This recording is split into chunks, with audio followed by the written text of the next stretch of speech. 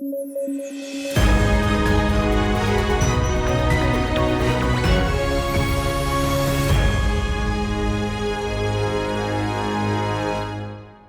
News at 9 programme में आपका स्वागत है। रोज आपसे इस बुलेटिन में मेरी मुलाकात होती है। इस खास बुलेटिन में उन इम्पोर्टेंट खबरों को जानते हैं जो आपकी करंट अफेयर्स की तैयारी के लिए जरूरी होती हैं। हमें उम्मीद है कि यूपीएससी और पीसीएस की परीक्षाओं के बदलते ट्रेंड के हिसाब से रोज इस छोटे सेगमेंट से आपकी तैयारी मजबूत होगी। तो आइए सबसे पहले आज की हेडलाइंस पर नजर डालते हैं। केंद्र सरकार ने शुरू किया निपुण प्रोजेक्ट। शहरी इलाकों में निर्माण कारीगरों को ट्रेनिंग देना है मकसद। दीनदयाल अंत्योदय योजना नेशनल अर्बन लाइवलीहुड मिशन के तहत शुरू की गई है पहल। यूरोपीय यूनियन के साथ फ्री ट्रेड एग्रीमेंट पर बातचीत का दौर फिर शुरू। दोनों के बीच व्यापार को लेकर जल्द हो सकता है बड़ा ऐलान। भारत के घरेलू उत्पादों को यूरोपीय बाजारों में मिलेगा बड़ा मौका। और यूरोपियन स्पेस एजेंसी के गाइया मिशन ने जारी किया तीसरा डेटा सेट। पृथ्वी की तरह तारों पर भी भूकंप आने की बात कही। गैलेक्सीज का अध्ययन करने के लिए 2013 में लॉन्च हुआ था यह मिशन।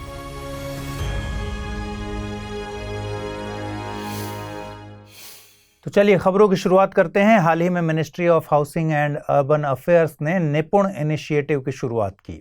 निपुण का मतलब है national initiative for promoting up skilling of निर्माण वर्कर्स। यह एक इनोवेटिव प्रोजेक्ट है जिसका मकसद कंस्ट्रक्शन वर्कर्स को स्किल ट्रेनिंग मुहैया कराना है। यह इनिशिएटिव सरकार की फ्लैगशिप स्कीम दीनदयाल अंत्योदय योजना नेशनल अर्बन लाइवलीहुड मिशन के तहत शुरू हुई है। प्रोजेक्ट के तहत 1 लाख वर्कर्स को नेशनल स्किल डेवलपमेंट कॉरपोरेशन के साथ इस तरह स्किल्ड करने की कोशिश रहेगी कि उन्हें विदेशों में भी काम के बेहतर मौके मिल सकें। प्रोजेक्ट को 3 पार्ट्स में डिवाइड किया गया है। पहला, रिकॉग्निशन ऑफ प्रायर लर्निंग के तहत कंस्ट्रक्शन साइट्स पर ट्रेनिंग। दूसरा, plumbing and infrastructure sector skill council के तहत फ्रेश स्किलिंग। और तीसरा, इंडस्ट्रीज के थ्रू इंटरनेशनल प्लेसमेंट। इस प्रोजेक्ट के तहत जो भी कोर्सेज प्रोवाइड होंगे उन्हें नेशनल स्किल्स क्वालिफिकेशंस फ्रेमवर्क के साथ जोड़ दिया जाएगा। बात करें दीनदयाल अंत्योदय योजना नेशनल अर्बन लाइवलीहुड मिशन की, तो यह ministry of housing and urban affairs की एक फ्लैगशिप स्कीम है। 2014-15 से लागू इस स्कीम का मकसद शहरी घरों में गरीबी और वल्नरेबिलिटी को कम करना है। इसके लिए लोगों को स्किल्ड किया जाएगा ताकि वे सेल्फ एम्प्लॉयमेंट के काबिल हो सकें। यह एक सेंट्रली स्पॉन्सर्ड स्कीम है, यानी केंद्र और राज्य दोनों मिलकर इस योजना पर खर्च करते हैं। योजना के तहत खासा ध्यान street vendors, slum dwellers, homeless आदि लोगों पर रहेगा। बता दें कि recognition of prior learning ministry of skill development and entrepreneurship की प्रधानमंत्री कौशल विकास योजना का एक पार्ट है। इस प्रोग्राम का मकसद भारतीय युवाओं को इंडस्ट्री से जुड़े स्किल ट्रेनिंग देना है। इसके साथ ही युवाओं में पहले से मौजूद फॉर्मल या इनफॉर्मल लर्निंग को असेस कर उसे सर्टिफाई भी किया जाता है। इधर केंद्रीय मंत्री पीयूष गोयल ने यूरोपियन यूनियन के साथ फ्री ट्रेड एग्रीमेंट की बातचीत के बारे में जानकारी दी है। उन्होंने बताया कि पिछले ही दिनों दोनों तरफ से एफटीए को लेकर बातचीत को बहाल किया गया है। इसके साथ ही व्यापार, निवेश और जियोग्राफिकल इंडिकेशंस को लेकर भी बातचीत का दौर फिर शुरू हुआ है। फ्री ट्रेड एग्रीमेंट पर दोनों के बीच अगर पूरी सहमति बनती है तो यह भारत के लिए काफ़ी कारगर होगा। भारत को यूरोपियन मार्केट में टेक्सटाइल, लेदर और स्पोर्ट्स गुड्स के लिए पहले से ज़्यादा एक्सेस मिल सकेगा। भारत और ईयू के बीच एफटीए पर अगले दौर की वार्ता अब 27 जून से 1 जुलाई के बीच चलेगी। आपको बता दें कि भारत ने ईयू के साथ व्यापार को आगे ले जाने के लिए साल 2007 में एक पैक्ट किया था। इस पैक्ट को हम BTIA यानी bilateral trade and investment agreement कहते हैं। 2013 में BTIA पर बातचीत बंद हो गई। नतीजतन ऑटोमोबाइल्स आदि पर कस्टम ड्यूटी को लेकर मुद्दा नहीं सुलझ सका। ताज़ा सरकारी आंकड़ों के मुताबिक साल 2021 में 88.1 बिलियन यूरो के वस्तु व्यापार के साथ ईयू भारत के लिए सबसे बड़ा ट्रेड पार्टनर रहा है। 2020 के मुकाबले इसमें 35% का इजाफा हुआ है। दोनों के बीच 2020 में 35 बिलियन यूरो का सेवा व्यापार भी हुआ है। पिछले 10 सालों में ईयू की तरफ से भारत में विदेशी निवेश 8% से बढ़कर 18% हो गया। ईयू के अलावा भारत प्रेजेंट में कई देशों और संगठनों के साथ एफटीए या ऐसे ही एग्रीमेंट में एंगेज्ड है। इनमें Bharat Sri Lanka FTA, agreement on south Asian free trade area, India Nepal treaty of trade, India Thailand FTA, early harvest scheme, India UAE comprehensive economic cooperation agreement, India Australia economic cooperation and trade agreement आदि शामिल हैं। European space agency के गाइया space mission ने नया data release किया। इस information में earthquake की तरह ही स्टारक्वेक घटना की बात कही गई है। इसके साथ ही सुनामी जैसे मूवमेंट्स का जिक्र भी इस डेटा में है।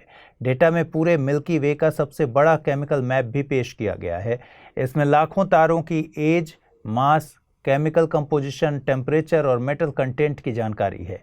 इस डेटा के अलावा गाइया मिशन ने binary star system, Quasar, asteroids और एक्सोप्लैनेट्स की खोज के बारे में भी बताया है। क्वासर गैलेक्सी के केंद्र में पाए जाने वाले कुछ बेहद चमकदार एस्ट्रोनॉमिकल ऑब्जेक्ट होते हैं। वहीं बाइनरी स्टार सिस्टम में दो तारे एक दूसरे की कक्षा में चक्कर लगाते हैं। आपको बता दें कि GAIA मिशन की तरफ से भेजा गया यह तीसरा डेटा सेट है। इससे पहले 2018 में दूसरा डेटा सेट भेजा गया था। इससे वैज्ञानिकों को ये दिखाने में मदद मिली थी कि 10 बिलियन साल पहले मिल्की वे एक टक्कर के बाद दूसरी गैलेक्सी के साथ मर्ज हो गया। हम जिस गैलेक्सी में रहते हैं उसे मिल्की वे कहते हैं। ये 100 से 200 बिलियन गैलेक्सीज में से एक है। मिल्की वे गैलेक्सी में करीब 100 से 200 बिलियन तारे हैं, जिनमें सूर्य भी एक है। मिल्की वे का आकार एक फ्लैट डिस्क की तरह है जो करीब 1 लाख प्रकाश वर्ष में फैली है। ज्यादातर तारे इसी डिस्क में मौजूद हैं। इस गैलेक्सी के केंद्र में बल्ज यानी उभार है, जिसमें इसके सबसे पुराने तारे मौजूद हैं। सूर्य इस गैलेक्सी के केंद्र और पेरिफेरी के बीच मौजूद है। गाइया मिशन यूरोपियन स्पेस एजेंसी का एस्ट्रोनॉमिकल ऑब्जर्वेटरी मिशन है, जिसे 2013 में लॉन्च किया गया था। इस मिशन को मिल्की वे का अब तक सबसे सटीक और 3D मैप बनाने के उद्देश्य से भेजा गया था। ये स्पेसक्राफ्ट सूर्य की उल्टी दिशा में पृथ्वी से करीब 1.5 मिलियन किलोमीटर की दूरी पर रखा गया है। तारों और पिंडों का अध्ययन करने के लिए यह स्पेसक्राफ्ट स्क्रीनिंग और इमेजिंग सिस्टम से लैस है, जिससे ये 3 टेक्निक से काम करता है। इनमें एस्ट्रोमेट्री, फोटोमेट्री और स्पेक्ट्रोमेट्री शामिल हैं। वैज्ञानिकों की एक टीम को यूरोप के पेरेनीज माउंटेन रेंज के पास काफी पुराने जीव के फॉसिल्स मिले हैं। इस टीम को नेचुरल हिस्ट्री म्यूजियम बेसल के पैलियोंटोलॉजिस्ट बास्तीन मेनेकार्ट लीड कर रहे थे। मेनेकार्ट ने दावा किया है कि ये फॉसिल बेर डॉग के हैं। करीब 200 केजी के वजन वाला यह डॉग भालू के जैसे दिखता था। आज से करीब 12 मिलियन वर्ष पहले यूरोप की पेरेनीज रेंज के आसपास ये मांसाहारी जानवर पाए जाते थे, जो कि अब विलुप्त हो चुके हैं। टीम ने इस जानवर का नाम टार्टारोसायोन काजनावी बताया है, जो एम्फीसायोनीड परिवार का सदस्य था। एम्फीसायोनीड स्पीशीज मायोसीन पीरियड में यूरोप और नॉर्थ अमेरिका में पाए जाते थे, लेकिन आज से करीब 7.5 मिलियन साल पहले वे विलुप्त हो गए। ये जीव स्तनधारी मांसाहारी थे। इन्हें ही आज आम भाषा में बेर डॉग कहते हैं। बता दें कि पेरेनीज माउंटेन रेंज का विस्तार दक्षिण पश्चिम यूरोप में है। यह माउंटेन रेंज बिस्के की खाड़ी से भूमध्य सागर तक फैली हुई है। यह माउंटेन्स स्पेन और फ्रांस के बीच सीमा बनाते हैं।